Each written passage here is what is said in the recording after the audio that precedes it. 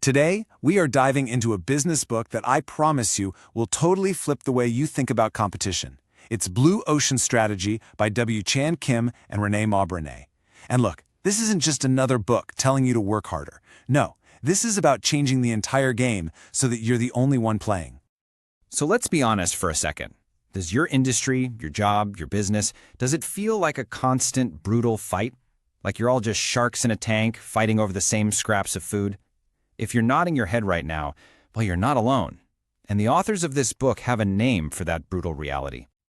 That brutal fight is what they call the red ocean. It sounds intense, right? But the good news is there's a way to escape. And that's exactly what we're going to talk about. So this is it, the red ocean.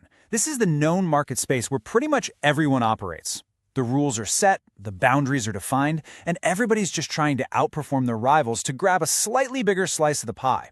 And when everyone is fighting that hard, well, the water gets a little bloody. And man, this quote hits harder today than ever before. Think about it. With the internet, with social media, if your product or service is just a copycat, a Me Too offering, there is absolutely nowhere to hide. You can't just market your way out of it when everyone has a megaphone to call you out. Okay, so this slide really gets to the heart of it. This is the choice every business faces.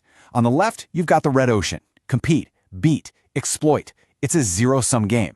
But look at the right. The blue ocean strategy is completely different. It's not about beating the competition. It's about making them irrelevant. It's about creating something new. So, how do you actually do that? How do you escape that bloody red water? Well, let's dive into the big idea of the book itself. The Blue Ocean Strategy. A blue ocean is that wide-open, uncontested market space. It's clear water, and the engine that gets you there is this brilliant idea called value innovation. Now, this is huge, because for decades, business school taught us you had to choose. Either you create more value at a higher cost, or you offer less value at a lower cost. Value innovation says, nope, you can do both. You can offer way more value and lower your costs. It's about having your cake and eating it too. And here's a really important distinction, one that a lot of people miss. Creating a blue ocean isn't necessarily about inventing some crazy new technology. It's about creating a massive leap in value for your buyers. The question isn't what tech can we build, but how can we radically improve our customers' lives? Okay, so theory is great, but how do we actually do this? How do we find these mythical blue oceans and create our own market? Let's get practical. And here it is. This is the big secret.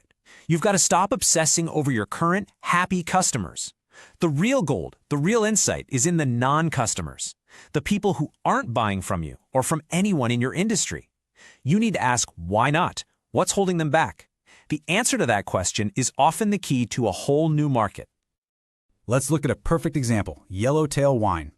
Back in the day, the U.S. wine market was a classic red ocean. It was crowded, confusing, and honestly, a little pretentious. So Yellowtail didn't go after existing wine connoisseurs. No way. They looked at the non-customers, all the people who thought wine was intimidating, and they created a wine just for them. Simple choices, easy-to-read labels, and a fun, easy-to-drink product.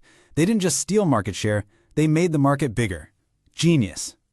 And Yellowtail isn't a one-off fluke. This happens all the time in all kinds of industries, if you know where to look. Let's check out a couple more examples. Think about Cirque du Soleil. They didn't try to build a better circus with more lions and flashier trapeze artists. Instead, they looked at the non-customers, adults, theater-goers, and asked, what would a circus for them look like? So they got rid of the costly animals and instead added artistry, theme, and a whole new level of performance.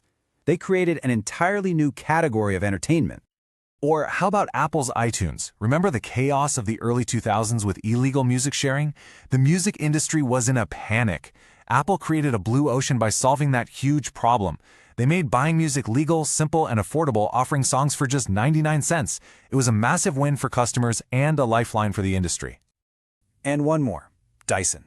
James Dyson looked at vacuums and realized the biggest pain point wasn't the vacuuming itself, it was the stupid bags. They were messy, you always ran out, and you had to keep buying them. By eliminating the bag, he solved a huge customer annoyance. But here's the deeper move. He also destroyed the industry's recurring revenue model, which was built on selling those bags forever. That is a stone-cold blue ocean move. All right, so after all these powerful ideas and world-changing examples, what's our final take on blue ocean strategy? Let's break it down.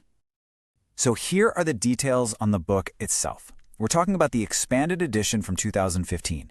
And really, if you're an entrepreneur, a leader, or a manager of any kind who's feeling trapped in that competitive grind, this is for you. If there is one thing you walk away with today, let it be this. Stop obsessing over your competitors. Seriously. Your focus should be on creating such a huge leap in value for your customers that your rivals just don't matter anymore. Make them irrelevant.